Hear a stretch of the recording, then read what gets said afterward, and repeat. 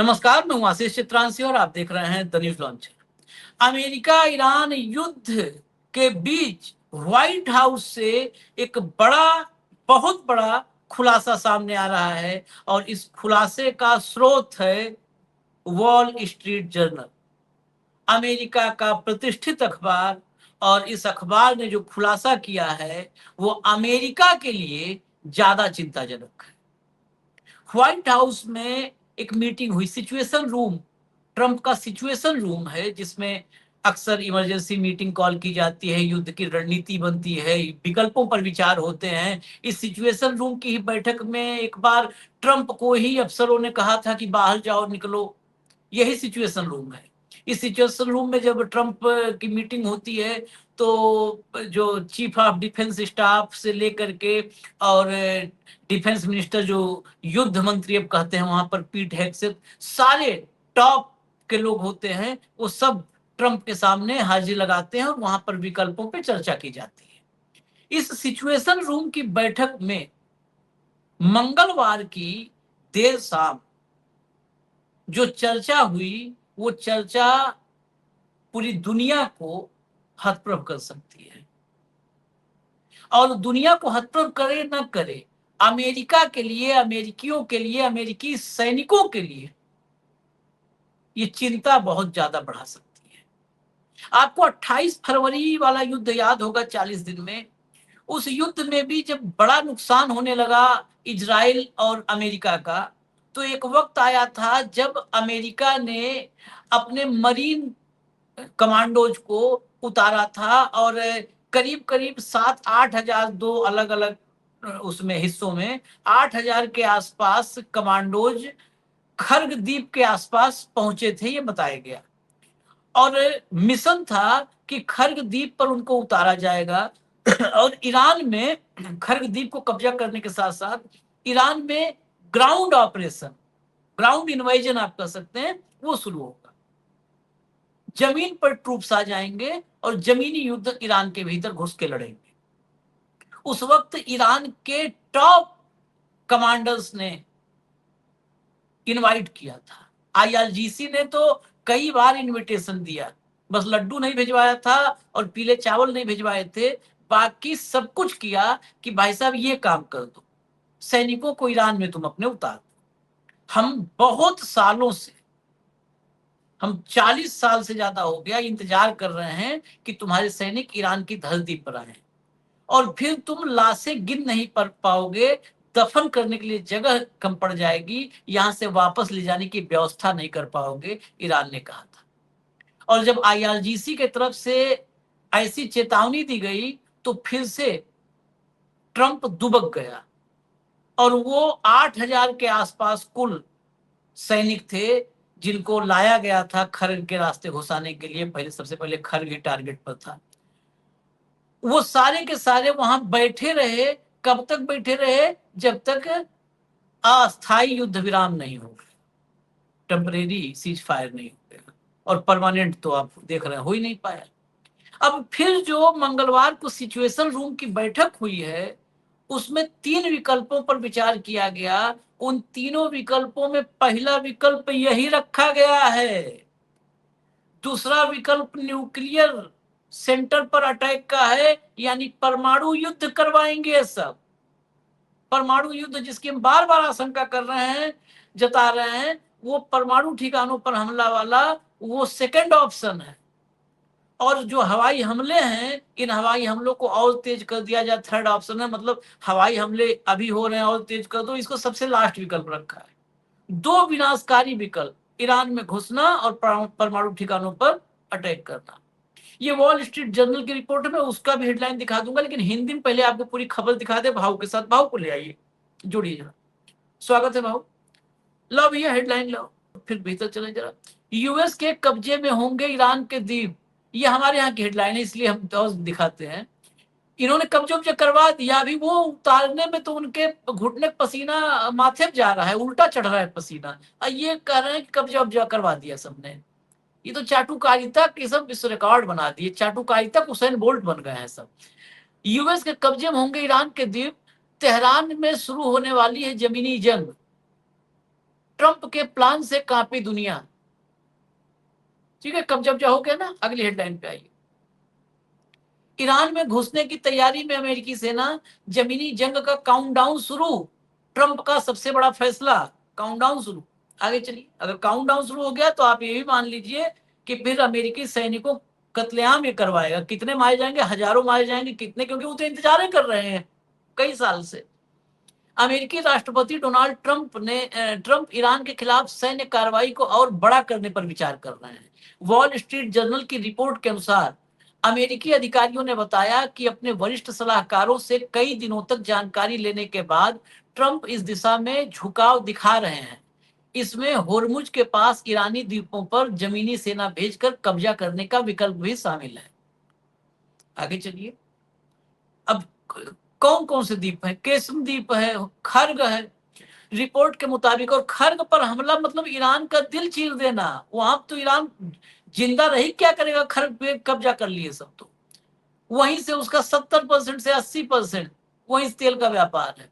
Report के मुताबिक अमेरिकी अधिकारियों ने बताया कि ट्रंप प्रशासन ईरान के खिलाफ अपनी सैन्य कार्रवाई का दायरा बढ़ाने पर गंभीरता से सोच रहा है। इसमें 3 बड़े विकल्पों पर चर्चा हो रही है। पहला विकल्प, पहला जिसको लिखा है, तीसरा विकल्प है, मैंने और जगहों पे वो किया है, हवाई हमलों को तेज करना। दूसरा विकल्प, होर्मुज के पास स्थित ईरानी द्वीपों पर जमीनी सेना भेजकर उन पर कब्जा कर लेना। तीसरा विकल्प है एक मजबूत किलेबंद जगह पर बमबारी करना, जिसका इस्तेमाल गुप्त रूप से परमाणु काम के लिए किया जा सकता है। अमेरिकी समयानुसार मंगलवार शाम ट्रंप ने सिचुएशन रूम में एक अहम बैठक बुलाई। इस बैठक में खर्ग द्वीप और होर्मुज के आसपास की अन्य जगहों पर अमेरिकी सैनिकों के जरिए कब्जा करने की संभावना पर चर्चा हुई। चलिए आगे चलिए, संभावना पर चर्चा हुई। साथ ही पिकैक्स, इस पिकैक्स की देखिए कल हमने चर्चा की थी, आज आ गया ना, इस सिचुएशन रूम तक पिकैक्स पहुंच गया। साथ ही पिकैक्स माउंटेन नाम की जगह पर बनी एक सुरंग परिसर पर बमबारी करने के विकल्प पर भी बात हुई। यह जगह परमाणु गतिविधियों से जुड़ी बताई जाती है और अमेरिका ने अभी तक इसे निशाना नहीं बनाया है। रिपोर्ट में यह भी कहा गया है कि ईरान के अंदर ऊर्जा से जुड़े ठिकानों समेत और भी कई जगहों पर हवाई हमले बढ़ाने का विकल्प अभी भी खुला हुआ है।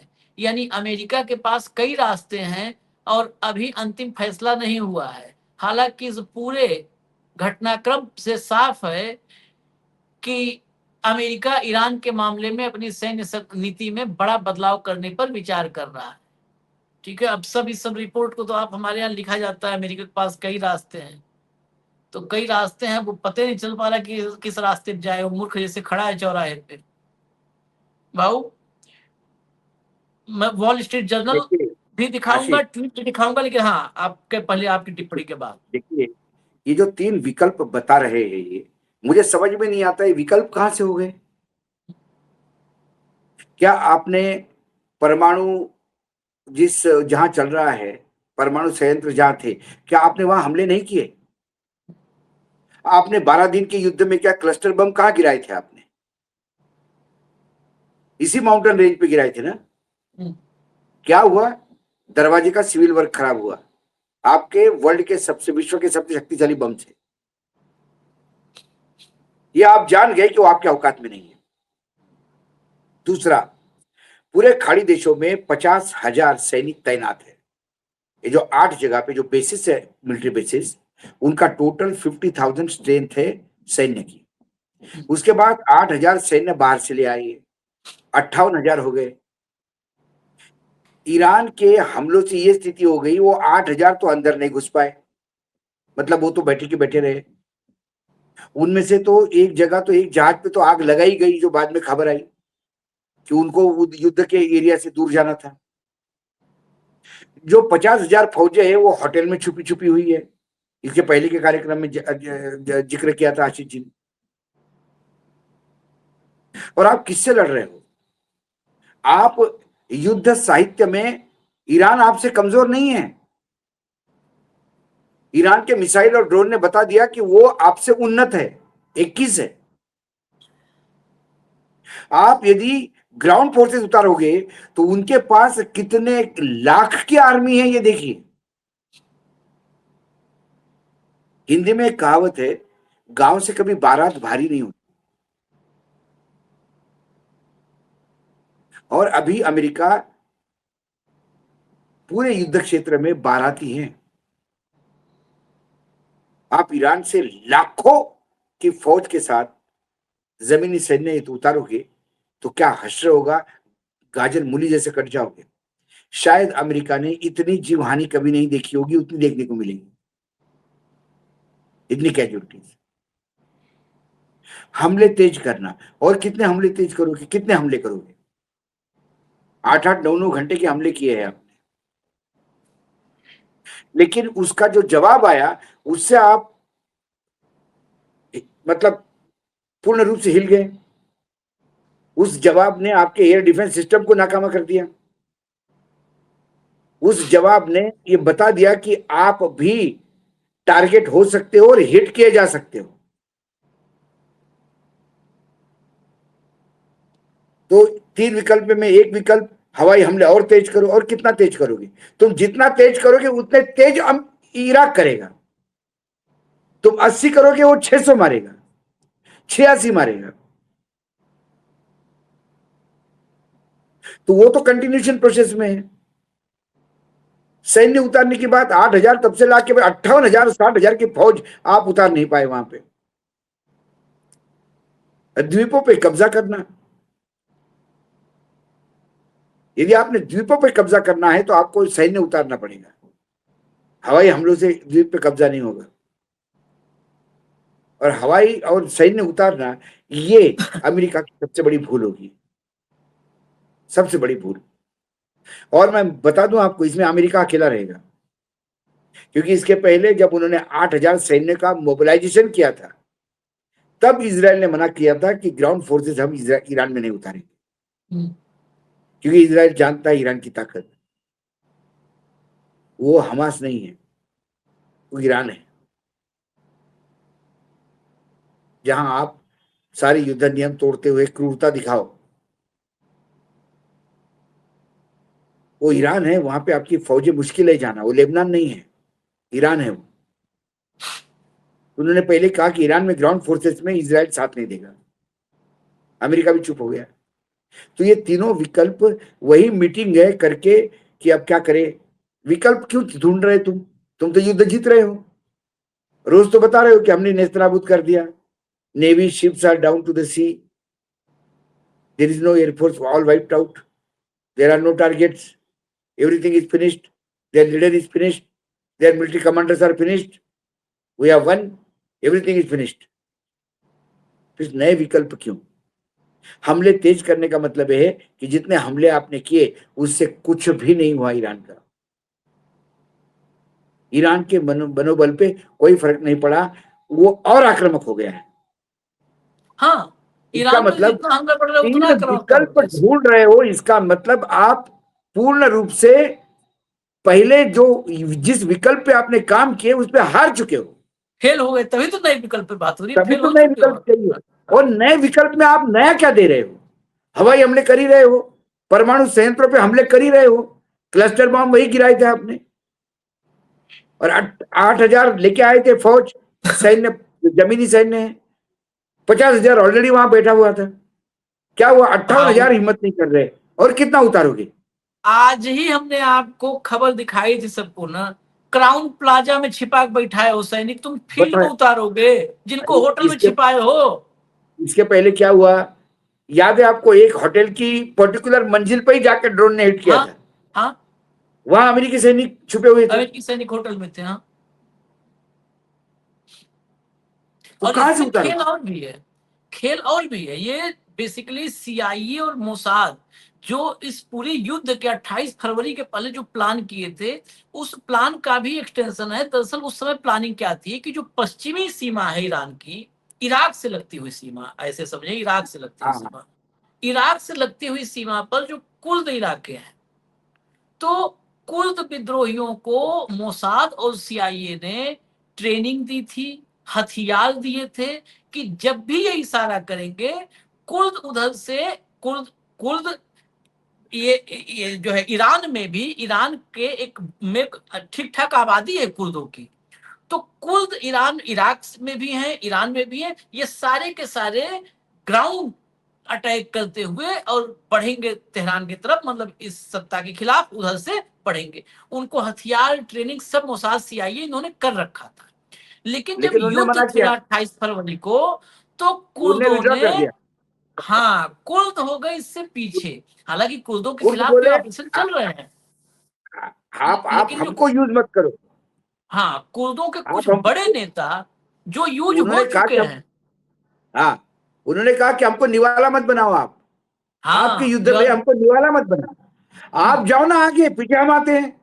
पीछे वो कुछ कुर्द नेता हैं, जो बड़े नेता कुर्द नेता हैं, वो पहले इस्तेमाल इराक युद्ध में भी कुर्दों का इस्तेमाल किया गया था। तो बिल्कुल किया वो गया। इस्तेमाल हो चुके हैं, इसलिए उनको पता है। वो बाकी जो नए रंगरूट हैं कुर्द लड़ाके, उनको भी उन्होंने कंट्रोल उस समय किया। तो इसलिए कुर्द, और अभी भी मैं आपको क्लिप सुनाऊंगा, कहीं ना कहीं उन कुर्दों से उम्मीद बांधे बैठा है ट्रंप कि सीआईए और मोसाद उन कुर्दों को मैदान में उतारे मरने के लिए। जरा आगे चलते हैं, मैं आपको दिखाऊं वॉल स्ट्रीट जर्नल की हेडलाइन, यही मेन सोर्स है। इसके पहले तो हमने दिखाया था सिर्फ इसलिए कि हिंदी में था। Trump leans towards expanding US military operation in Iran, नीचे देखिए, while preferring diplomacy Trump was briefed this week on options including use of ground troops and bombing pickaxe mountain. Pickaxe mountain पर बम गिराया जाए, बमबारी हो, और ground troops उतार दिया जाए अब ईरान में। ये वॉल स्ट्रीट जर्नल से खबर आई। उसके आगे चलिए, जरा इसके आगे चलिए, आरटी वगैरह पे राइटर्स का ट्वीट देखिए, उसी के हवाले से है। Trump leaning towards sending ground troops into Iran, US officials tells Wall Street Journal he is considering expanding operation including seizing Iranian island near Hormuz using ground troops। ये पूरा नीचे हाईलाइट किया हुआ है। आगे चलिए, अभी इसमें कुछ महत्वपूर्ण चीजें हैं, क्योंकि अमेरिका में भी मुझे लगता है ये ट्रंप और ट्रंप के पीट हेगसेथ जैसे सलाहकारों का फैसला है। अल जजीरा पे देखिए, military and defence analyst Alex एफिराज says that the US risks falling into an escalation trap if it launches a ground assault in Iran because Tehran still retains a large number of ballistic missiles। जरा ये defence expert हैं, defence analyst हैं, अल जजीरा पर इनका बयान है, वो सुनिएगा जरा। I think that would constitute an escalation trap. I think the United States, if they were to decide to try and conduct an amphibious assault on the Iranian coast or try to deploy a Marine Expeditionary Unit on some of the strategic outposts in the Strait itself, whether that's Kard, whether that's another strategic outpost, I think they would be falling for an escalation trap because the Iranians still retain a large number of their ballistic missile inventory. U.S. intelligence estimates say 70 to 80% of their ballistic missile inventory. And of course, the Iranians have thousands, maybe tens of thousands of drones. And within short range, if the U.S. were to commit personnel, those drones could do some serious damage. And that would impose huge political costs on the United States. Not to mention that if the United States did decide to conduct an amphibious assault, a ground operation to take and hold some Iranian territory, then the Iranians would lash out again at all the GCC countries and probably start to target critical national infrastructure like LNG facilities and desalination plants. So it would be absolutely devastating. The solution to this problem lies in a diplomatic resolution. ये defence analyst थे और बहुत point, मतलब concrete बात की, बहुत छोटे clip में एक एक, कि अगर ये एस्केलेशन ट्रैप, मतलब ये ट्रैप में अगर ये किया कदम, तो भाव ये ट्रैप में फंस जाएंगे, फिर सिर्फ और सिर्फ लाशें गिरेंगी। हम भी वही कह रहे थे इतने दिनों से कि ये ग्राउंड अटैक में जिस दिन उतरेगा, गाजर मूली जैसे कट जाएंगे, गाजर मूली के जैसे कट जाएंगे। ये अफगानिस्तान के अनट्रेंड लोग नहीं हैं, it's a full fledge trained army. फिर उसने क्या कहा, आपके मिसाइल का तो 80% रॉक खत्म हो गया है अब तक के युद्ध में, और उनके पास तो thousands of, tens of thousands missile और ड्रोन्स अभी बाकी है। और उनके जो शॉर्ट शॉर्ट डिस्टेंस ड्रोन्स और मिसाइल है वही इस ग्राउंड अटैक में यूज करेंगे वो।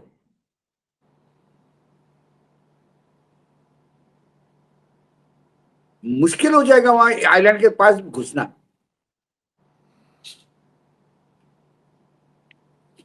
और एयर डिफेंस सिस्टम तो टोटल फेल हो गया आपका। अरे पैट्रियाटिक जो तुम्हारा एयर डिफेंस है उस पैट्रियाटिक को हिट खत्म कर दिया इन लोगों ने।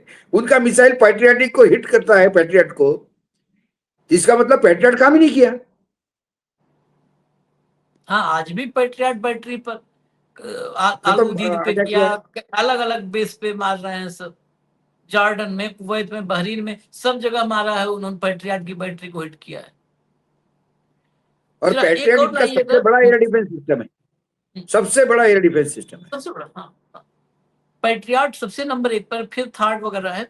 ये लाइए, जरा आगे लाइए, ट्रम्प को भी थोड़ा सुना दें, क्योंकि ये कुर्दों के ये सब प्लान ऑप्शन है, लेकिन अपने में दम नहीं है, फिर भी ऑप्शन इसका है। जरा सुनिएगा क्या Are you कहना है। ruling out a ground campaign in a limited Well, capacity? I don't want to say that either, but I would say no if I thought it was appropriate. I'd say sometimes you need a ground campaign, but we have other people that will do the ground campaign for us. Sometimes needed ground हाँ, operation, we have लेकिन a people there. कुछ लोग, हाँ, लेकिन कुछ लोग होते हैं जो आपके लिए काम करते हैं। कुर्द ये खुद हाँ। कह रहा है कि ये काम कुछ लोग आपके लिए होते हैं जो कर देते हो ग्राउंड ऑपरेशन का। तो ग्राउंड ऑपरेशन का ये सपना आपका 28 फरवरी से अब तक अधूरा है कि आपके लिए कुर्द कर देंगे।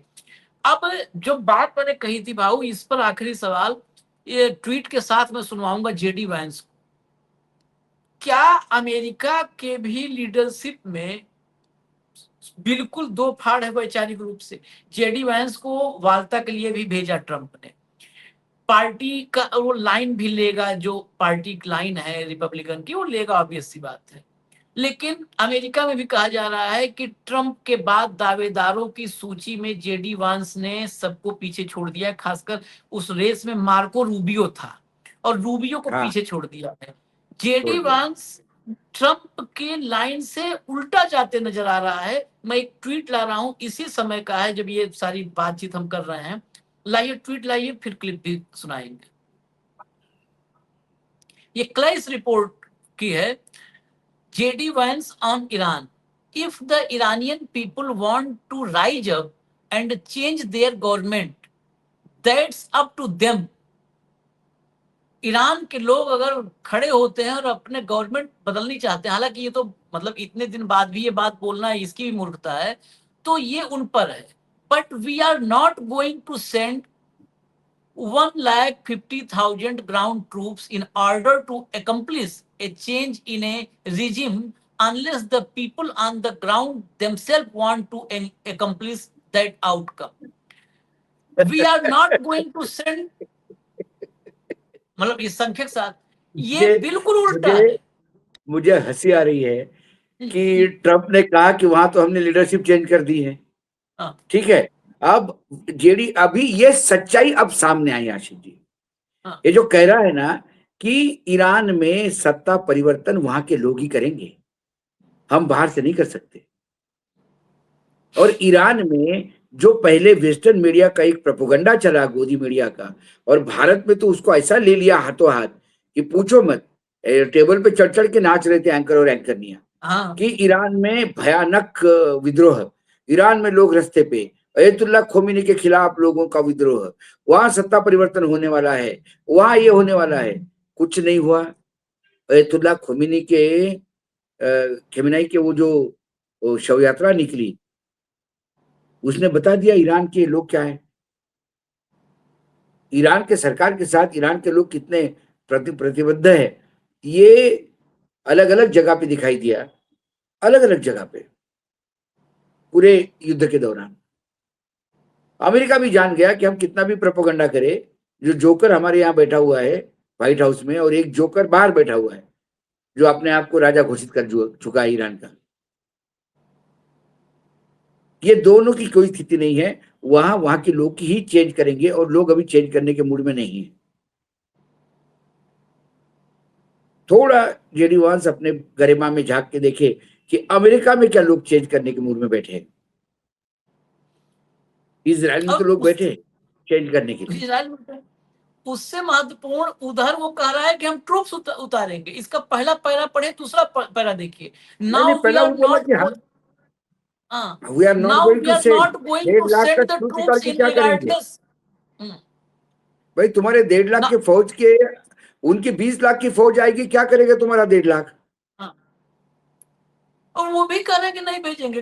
देखिए सेकंड पैरा में और क्लियर कर रहा है कि नाउ वी आर हाँ। Not going to send the troops in regardless but to propose sending in the troops. You are basically saying that the US military should do the job for Iranian people. We are not in the business anymore. आखिरी line देखिए, we are not in that business anymore. We are just not. मतलब हम बिल्कुल भी अब Iranian लोगों के लिए हम अपने ट्रूप्स भेजेंगे। We are not in that business any more. बिल्कुल साफ शब्दों में कह रहा है कि हम ये करने वाले नहीं हैं। एक तरफ उपराष्ट्रपति कह रहा है कि हम किसी कीमत पर ट्रूप्स नहीं भेजने वाले हैं, एक तरफ सिचुएशन रूम में फर्स्ट ऑप्शन रखा जा रहा है कि ग्राउंड ट्रूप्स उतार दिया जाए। अमेरिका में तो इंटरनल पहले कन्फ्लिक्ट दूर करें, ईरान को तो बाद में हराएंगे। कितनी जगह कन्फ्लिक्ट है आशीष जी? नेवी चीफ का कन्फ्लिक्ट, आर्मी का चीफ का कन्फ्लिक्ट, तुम्हारा पेंटागन का कन्फ्लिक्ट, वहां सांसदों का कन्फ्लिक्ट, कितना कितना कॉन्फ्लिक्टिव स्टेटमेंट आते हैं। सांसदों ने जब ग्रिल किया तो रूबियो कुछ बोल पाए क्या? बताइए मुझे। यहाँ कॉन्फ्लिक्ट ही कॉन्फ्लिक्ट है। इतने क्यों भ्रम फैला हुआ है? क्यों कॉन्ट्राडिक्ट करते हैं? सोशल ट्रूथ पे जो झूठ लिखता है ये आदमी ट्रम्प, उसका भी पहला पैरा और सेकंड पैरा कॉन्ट्राडिक्ट करता है। हाँ। जेडी वेंस का कम से कम एक सत्रबद्ध तो है कि जो कह रहा है उसको आगे कर रहा है, क्योंकि ये हार रहे हैं बुरी तरह से, बौखला गए हैं। बौखलाहट में कुछ भी कहते हैं। 20% का टैक्स लूंगा, ये कोई तो नीति किसने तो तय की होगी। इस सुबह उठ के इसने तय किया ब्रेकफास्ट टेबल पे 20% ले लूंगा, फिर कहता है कि नहीं लूंगा। अरे तुझे देगा कौन? जबरदस्ती मैं लूंगा। गजब है भाई। चलिए तो खैर, कुल मिलाकर मुझे लगता है कि जेडी वेंस का ट्वीट जो है ये यथार्थ के धरातल पे जो सच्चाई है वो बयां करता है, और वही सच्चाई है कि वो ग्राउंड ट्रूप बिल्कुल नहीं भेजेंगे, हिम्मत नहीं हो रही उनकी, भेजेंगे भी नहीं। और अब अमेरिका के ऊपर कौन विश्वास रखेगा? और में मार खाने के बाद कौन रखेगा? मुझे बताइए। उसका भेज अल्टरनेटिव दिया तो बहुत भयावह नतीजे होंगे। कुल मिला के फिर बहुत भयावह होंगे नतीजे। हम फिलहाल इजाजत दीजिए, हम फिर आते हैं और अपडेट्स के साथ। और कुछ बड़ी खबरें हैं, भारत के भीतर कुछ बड़ी खबरें हैं, उनको लेकर के। धन्यवाद भाऊ, बहुत बहुत धन्यवाद, नमस्कार।